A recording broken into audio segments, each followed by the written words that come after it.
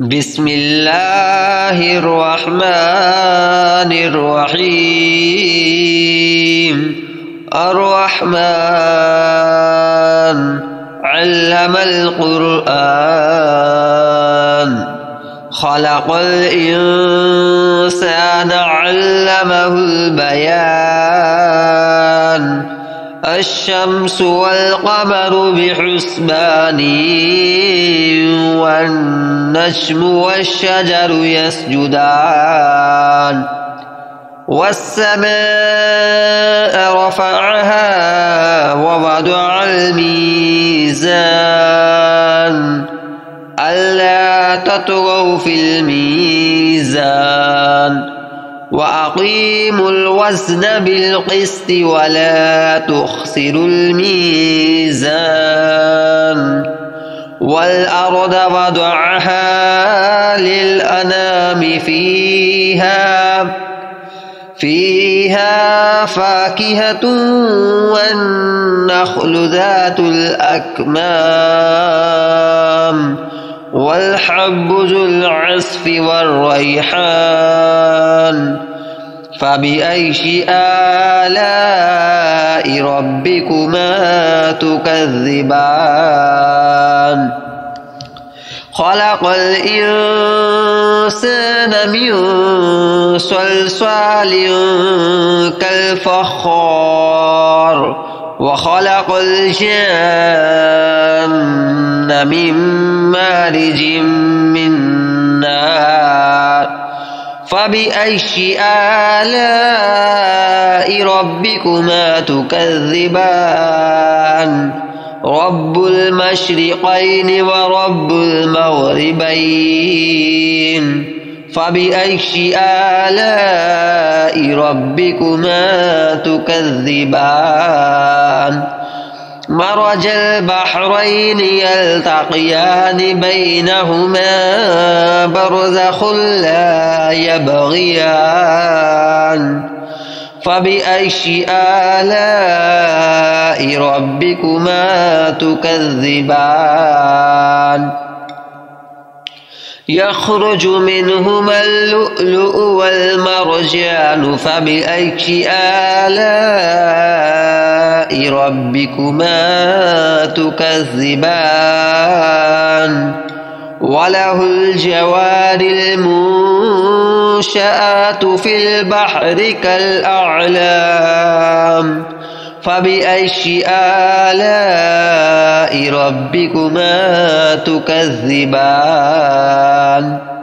كل من عليها فان ويبقى وجه ربك ذو الجلال والإكرام.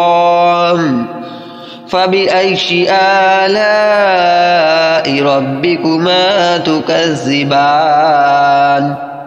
يسأله من في السماوات والأرض كل يوم هو في شأن. فبأي آلاء ربكما تكذبان؟ سنفرغ لكم أيها الثقلان. فبأي آلاء ربكما تكذبان؟ يا معشر الجن والإنس إن استطعتم أن تنفذوا من أقطار السماوات والأرض فانفذوا لا تنفذون إلا بسلطان. فبأي آلاء ربكما تكذبان؟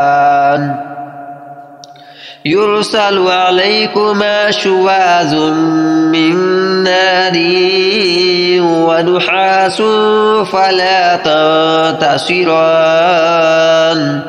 فبأي آلاء ربكما تكذبان؟ فإذا انشقت السماء فكانت وردة كالدهان فبأي آلاء ربكما تكذبان فيومئذ لا يسأل عن ذنبه إنس ولا جان فبأي آلاء ربكما تكذبان يعرف المجرمون بسيماهم فيؤخذ بالنواسي والأقدام فبأي آلاء ربكما تكذبان هذه جهنم التي يكذب بها المجرمون يطوفون بينها وبين حميم آن فبأي آلاء ربكما تكذبان ولمن خاف مقام ربه جنتان فبأي آلاء ربكما تكذبان ذواتا أفنان فبأي آلاء ربكما تكذبان فيهما عينان تجريان فبأي آلاء ربكما تكذبان فيهما من كل فاكهة زوجان فبأي آلاء ربكما تكذبان متكئين على فرش بطائنها من استبرق وجنى الجنتين دان فبأي آلاء ربكما تكذبان فيهن قاصرات الطرف لم يطمثهن إنس قبلهم ولا جان فبأي آلاء ربكما تكذبان كأنهن الياقوت والمرجان فبأي آلاء ربكما تكذبان هل جزاء الإحسان إلا الإحسان فبأي آلاء ربكما تكذبان ومن دونهما جنتان فبأي آلاء ربكما تكذبان مدهامتان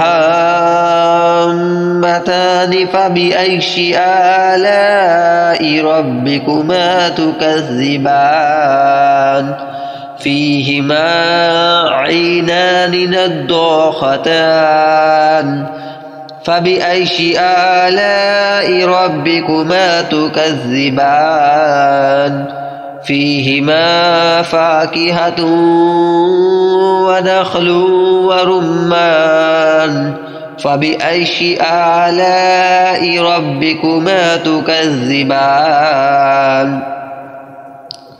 فيهن خيرات حسان فبأي آلاء ربكما تكذبان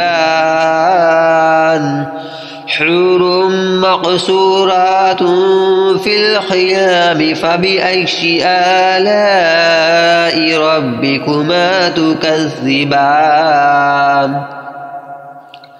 لم يطمثهن إنس قبلهم ولا جان فبأي آلاء ربكما تكذبان متكئين على رفرف خضر وعبقري حسان فبأي آلاء ربكما تكذبان